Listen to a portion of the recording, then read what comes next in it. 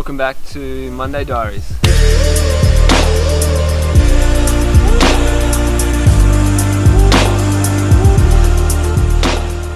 This is a weekly series where I'm building in public the journey of life and business. Quite a lot happened this week actually. We attended a world record ice bath. We had a birthday and a couple of events. We had the family come to visit us in Perth. But also I'll give you an update on the Art of Mondays, which is a company I launched a few weeks ago. And it's essentially a private network for founders, lifestyle founders, to come together, hang out, build cool things alongside each other, both in virtual online rooms, but also in person. So yeah, I'll recap all that stuff when I'm home. I just wanted to do the intro here because it's so nice out and it made sense to shake it up. So I'll see you back home, but lots of good stuff coming. See you soon.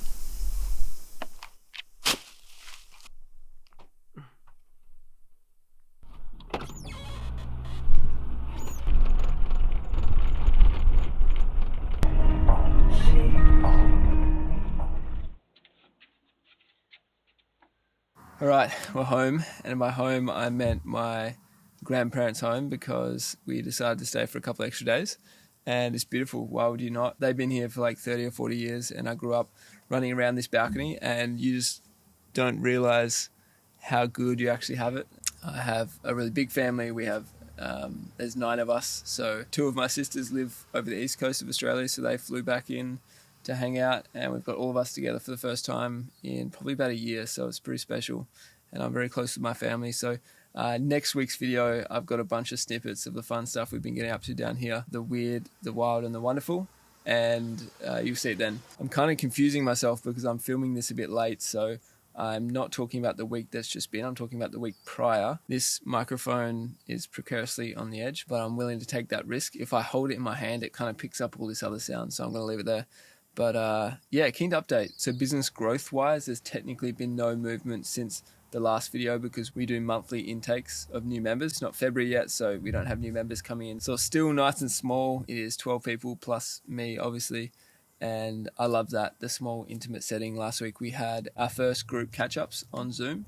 And that was a really interesting reflection for me because it is not my natural zone of genius to be facilitating calls like that. I think I can really open people up in conversation. I've done a lot of that in person, but not in this setting, not by following a framework. It was just like the magic that happened on the spot. So it was interesting to pull from past references and create this framework to hopefully get people to open up and be vulnerable and meet some other people and just help each other in our businesses, because that's a big part of the core groups where we match founders with other similar stage founders so that we can just help each other, like group therapy with our business problems. So the hardest part, transparently, is matching founders that are both in the same industry, have similar traction, like revenue, growth rate, etc., and are in the same time zone or similar enough time zones. Some of the feedback we had was that the afternoon calls were quite draining because, you get to the end of a fairly long work day and then you're on a 2.5 hour, pretty hands-on, like intensive call with a few other core people. Your energy is being tested, your focus is being tested.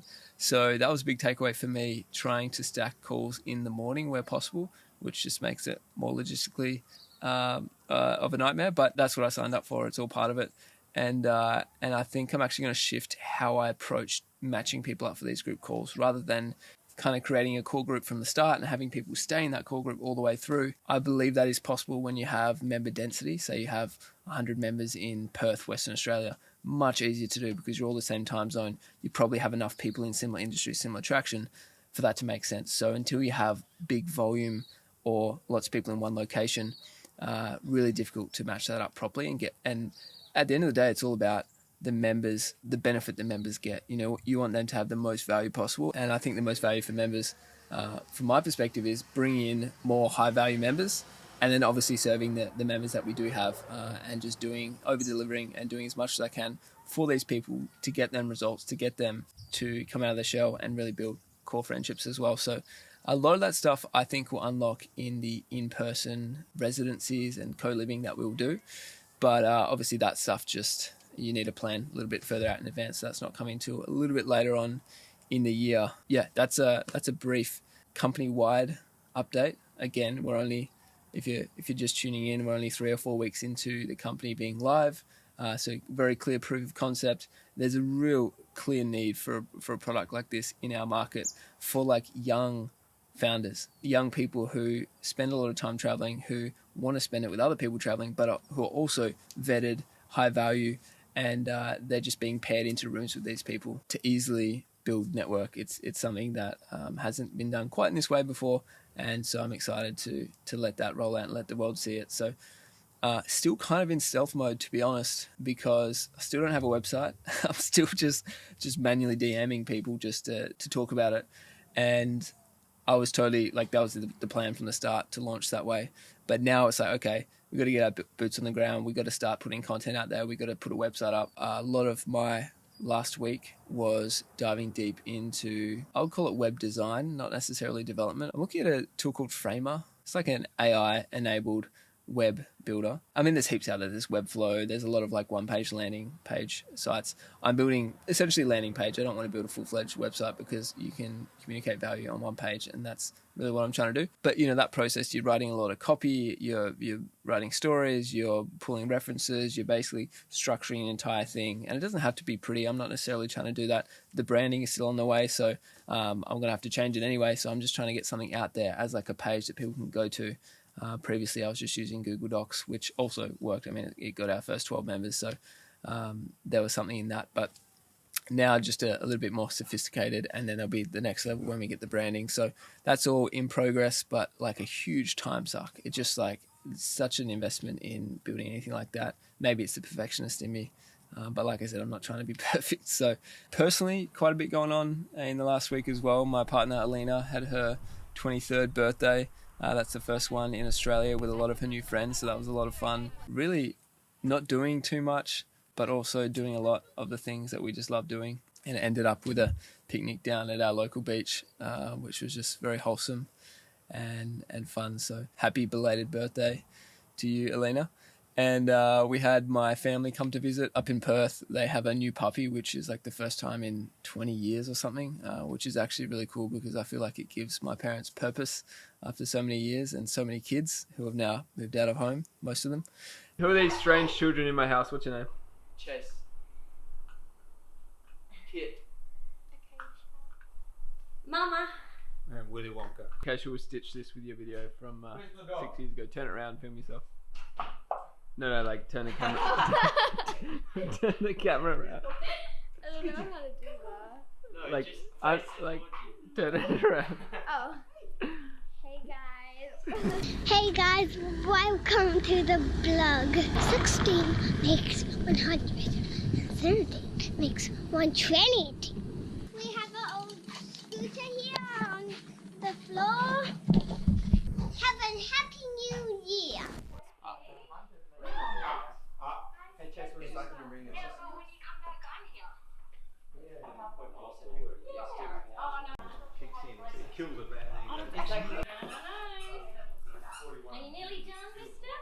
Yeah, I don't know. There's something about growing up in a big family really shaped me as a person. Maybe it's something I'll get into more depth in future videos. I also went on a podcast last week where we went super deep on some interesting stuff about me, about the host Adam, and I'll share that when it comes out as well. But other than that, we attempted a world record ice bath, which is a practice that I've been using for quite a while, not super regularly, like full transparency. I fucking hate ice baths. I don't think anyone truly loves them.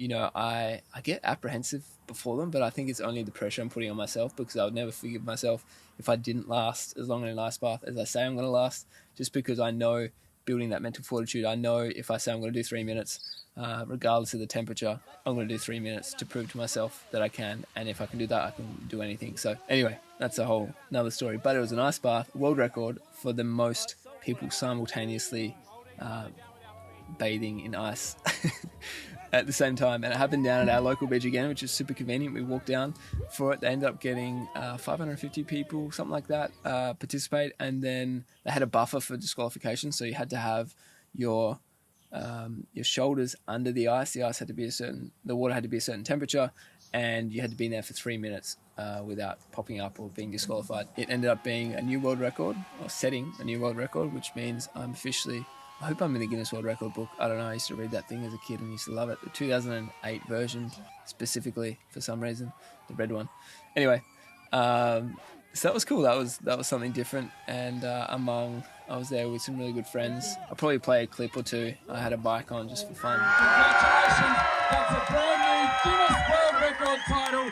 You're officially amazing. But it was cool. It was a lot of energy, and I love that. You know, that's also practices like that and energy like that is what I want to bring to Art of Mondays. Really, just elevating experiences, regardless of the situation, whether it's virtual, whether it's in person, whether it's a conversation you have with a friend. That was the ice bath. They're going to do it again next year. Try to break it again.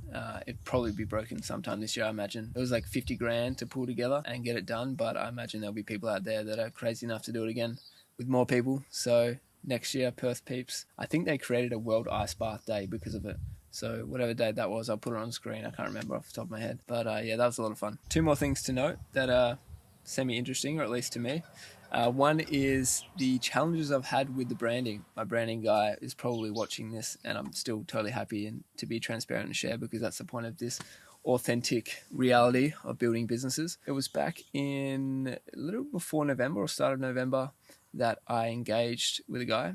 He'd done some sick branding for a couple other brands that you guys might know, Vacation Inc., Sunscreen, Milk Road newsletter, and some others. He has a really cool vintagey retro style of branding, and it's really what I wanted to create with Art of Mondays. So the process itself was back and forth, quite creative and fun, and mood boarding and all the rest. I know on the last video I said I'll share my screen, but I'm going to save that because of what I'm about to explain. He just coincidentally, timing wise, he had a tough couple of months. He was pretty ill for a while. He had some personal stuff going on, and I was pretty relaxed about it. You know, I didn't necessarily need the branding for the launch. I was launching in stealth anyway. I was just proving the concept. And then, you know, you get to a point where you're like, shoot, I need to start putting content out. We need the site together. Like, there's this other stuff that actually matters, and really slowing us down if you don't have it. So I guess I kind of put a bit of pressure on. I was like, hey, how's this going? And he sort of came back with some concepts, and I just, to be honest, it just wasn't sitting with the scope that I had for this. And maybe I was too involved in the process. I said that openly with him. You know, maybe it would have been better if he just went away. He did the entire thing. He came to me and just threw it in my face and said, do you like this? And I'd be like, yeah, because I had no other context. So anyway, I just wasn't vibing. I wasn't liking the direction it was going. So I kind of went back to him. I said, look, you know, there's been stuff going on in your world. There's been stuff going on in my world. Would you consider sort of settling somewhere, refunding, partial refund, something like that, so I can go a different direction, get this thing done, knocked out, and we can still have, you know, mutual good relationship. Like, it wasn't. I don't think it was a case of him doing poor work by any means. It was just a timing thing and an alignment thing at this point in time. So no branding to date, and hopefully there's an update on that soon. But we'll circle back. But that's the reality. That's been the largest investment I made in this company before I launched it. It didn't require any other capital, but it was 5 or 6 grand to get this branding done, which is a stretch for me. You know, I'm typically more of a tight ass than that. So I hope this works out as it needs to, whichever direction that is, and I'll keep you guys updated. The last thing that is a pretty serious note that I'm willing to talk about is partnership discussion. I mentioned previously I'm in conversation with people, now distilled down to one person potentially, to partner in on Art of Mondays and really bring a unique skill set that I don't have, and also a unique personality set, I would say, because I actually think that's more of a match. You know, the book I mentioned, Rocket Fuel, talks about the visionary and the integrator in any great company, and the visionary having all the creative ideas and this flow and starting a lot of things, and the integrator being able to distill that and be the glue that makes it all happen, makes it come a reality. I know myself very well. I've done a few things to that. I've had a business partner in the past. I've done things solo, and I really value business partners. I think it can be an incredible tool, a huge motivator, if you're on the same page, if you can communicate very well. So I've probably had 5, 6, 7 calls with this person. They're actually flying out to Perth to come hang out for a few days very soon, so we can do an in-person thing. Again, this is like the dating phase of bringing someone in, especially if it is equity related. If you're giving away equity in something, it's not a decision you take lightly. I probably will be transparent about the actual deal structure that goes down if it goes ahead, and hopefully give you guys an idea of what you might be able to do in the future. But yeah, it's a really new and interesting situation for me. I have got it wrong in the past. We have, in a previous business, given away equity, and not to say that it was to the wrong person, there was just the wrong expectations. They'd kind of been there from day one. They were super early in the business. So because of that, probably felt like a really core part of building the thing from 0 to 1, which they were. And as a result, probably felt or wanted to feel like they were more of an equal partner, despite sort of coming on initially as a contractor or an employee. So what ended up happening was, as the business grew, they felt like they were getting a smaller piece of a bigger pie, and we were walking away with more, which was, in that scenario, I guess, had some truth to it. So many other factors that go into this, of course, and the relationship is still very strong. A great dude. He's probably listening to this now as well and smiling, and I hope to see you soon. But yeah, it just wasn't a situation that worked out in the end. We ended up just back of the napkin evaluating the business and just saying, hey, here's our options. Either you buy in and we become equal partners at this rough valuation, or we buy you out at the same valuation, and all, smiles, all really fair and respectful sort of conversation. And he ended up parting ways and doing his thing. He had some other fun stuff happening on the side. So we went with that option, and it was the right move, I think, for that point in time. And maybe something I'll speak about more in depth if anyone is interested. Drop in the comments if that stuff interests you. I probably should do a Q&A at some point. I was thinking about that the other day. I've never even done a Q&A on my Instagram ever in my life, which kind of baffles me because I've been on that platform for a decade maybe in various forms. But anyway, I'm going to wrap up there. I've been rambling a while. Super excited to see you guys next week. There's been quite a lot of stuff happening here with the fam, in the biz, just updates all around. This channel is small in comparison to things I've done in the past, very small. And I kind of like that. The few hundred of you guys that are watching these videos are like the early adopters of whatever this is. And so thank you for being here. I hope you're enjoying it. And I hope you start fucking with Mondays too. Peace.